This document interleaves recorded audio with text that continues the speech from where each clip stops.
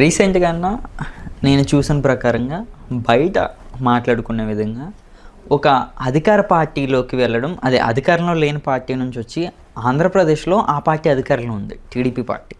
కానీ ఇక్కడ ఒకవేళ మీరు వెళ్ళొచ్చు అంటే కాంగ్రెస్ పార్టీలోకి కూడా వెళ్ళొచ్చు. కానీ మీరు ఎందుకోసమైనా కాంగ్రెస్ పార్టీకి వెళ్ళకుండా బీఆర్ఎస్లోకి రావడానికి కారణం ఏంటి? బీఆర్ఎస్ ఇప్పుడు ఇక్కడ అధికారంలో లేదు.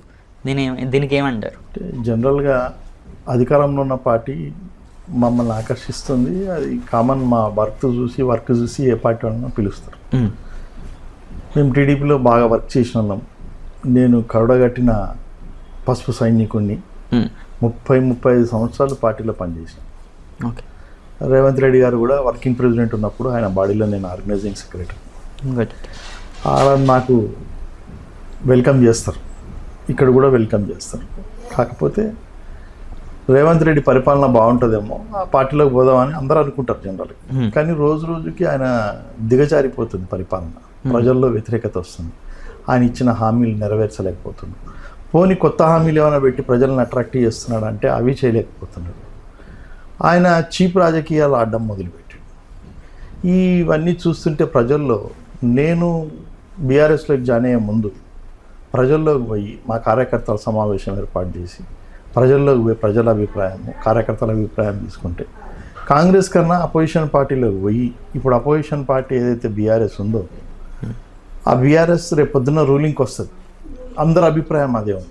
రేపొద్దున ఖచ్చితంగా బీఆర్ఎస్ వస్తుంది, కాంగ్రెస్ అయిపోయింది, ఖతం కాంగ్రెస్ అని అనుకుంటున్నాను. ఈ కార్యకర్తలు, ప్రజలు ఏదైతే నేను సమీకరించి వాళ్ళ దగ్గర నుంచి స్వీకరించిన అభిప్రాయాలు ఉన్నాయో వాటి బాగా బలంగా వినిపించింది బీఆర్ఎస్ నెక్స్ట్ గవర్నమెంట్. ఓకే.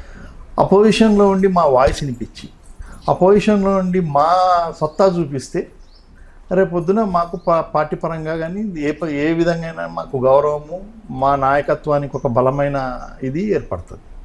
కాబట్టి దానికోసం అని చెప్పి బీఆర్ఎస్, అపోజిషన్లో ఉన్న బీఆర్ఎస్ ఖచ్చితంగా తను ఒక దీంట్లో వస్తుంది కాబట్టి మనం పోవాలని బీఆర్ఎస్లోకి పోయి జాయిన్ అవ్వడం జరిగింది. కానీ మరి రేవంత్ రెడ్డి గారేమో ఇంకొక 15 సంవత్సరాలు ఇదే కుర్చీ నాదే అని కూడా మరి ఆయన మాట్లాడుతున్నారు. కామన్. ఏ ముఖ్యమంత్రి ఉన్నా ఆ స్థానంలో ఉన్నప్పుడు ఇంకో 10 సంవత్సరాలు నేనే ఉంటాను. జగన్మోహన్ రెడ్డి కూడా ఆంధ్రప్రదేశ్లో అన్నాడు, లాస్ట్ 25 years నాదే ప్రభుత్వం అన్నాడు. నెక్స్ట్ 5 సంవత్సరాలు దిగిపోయాడు. అంటే తను ఎవరైతే ఉంటారో వాళ్ళ మైకంలో వాళ్ళు ఉంటారు. కాబట్టి యువతల ప్రజలకు తెలుస్తుంది. నా ఈపు మీకు తెలుస్తుంది, మీ ఈపు నాకు తెలుస్తుంది. రేవంత్ రెడ్డి ఎంత చండాలమైన రాజకీయం చేస్తున్నాడంటే అతను కంప్లీట్ అనర్హుడు. ముఖ్యమంత్రిగా అర్హత ఉన్న పనులు ఏమి చేయట్లేదు. ఎగ్జాంపుల్, నేను ప్రజల్లో పోయినప్పుడు మహిళల్ని కూడా అభిప్రాయ స్వీకరణ చేశాను. ఒక్క ఉచిత బస్సు ఇచ్చాడు. 2000 కరెంటు బిల్లు కొంతమందికే ఇచ్చాడు, కరెంటు బిల్లు మాఫ్ అన్నది. తర్వాత గ్యాస్ సిలిండర్లు ఒక 2 సిలిండర్లు 3 సిలిండర్లకు వాళ్ళకి సబ్సిడీస్ వచ్చినాయి, తర్వాత రావడం మానేసాయి. దానికి కూడా చేతులు ఎత్తేసాడు. ఒక ఉచిత హామీలన్నీ ఏవి సూపర్ 6లో హామీలు ఏమి కరెక్ట్గా నిర్వహించలేకపోయాడు. ఆయన సత్తా ఆయన చాటుకోలేకపోయాడు. ప్రభుత్వం ఎటువంటి పరిస్థితిలో ఉన్నది అన్నది కాదు, మనం ప్రజలకు ఎట్లాంటి హామీలు ఇస్తున్నాం అన్నది ముఖ్యం. ఆయన ఎలక్షన్స్కి ముందు చెప్పాడు, కేసీఆర్ ఇంత తప్పు చేశాడు, అంత తప్పు చేశాడు అని చెప్పాడు. తెలిసే కదా నీకు ప్రభుత్వాని కోసం పోరాటం చేసి నువ్వు అన్ని గ్రహించే కదా నువ్వు సూపర్ 6 పెట్టావు. మరి పెట్టేటప్పుడు నీకు తెలీదా నేను చేయలేనని? మరి పెట్టినప్పుడు నువ్వు ప్రజలకు సమాధానం చెప్పాలా?